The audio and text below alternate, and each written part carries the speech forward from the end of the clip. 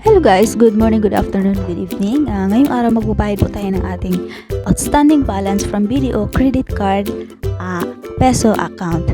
So i-click lang natin yan. So yan po yung balance natin, outstanding balance. So i-click lang natin yung pay.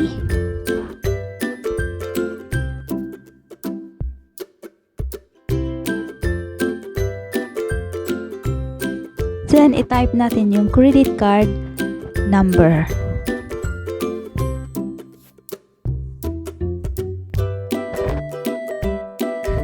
Ayan, i-type lang natin yung credit card number. Yung pangalan nyo is automatic na po dyan na mag-appear dyan.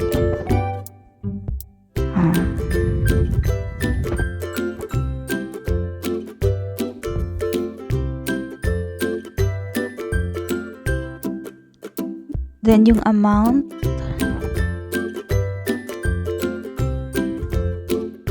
So after ma-input yung amount, so ayan, i-click lang yung pay.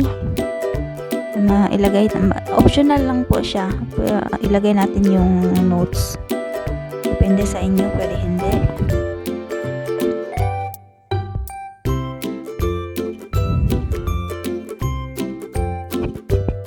Then pay.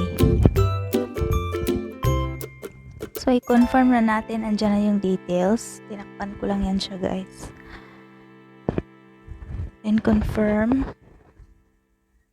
Then type your 6-digit PIN.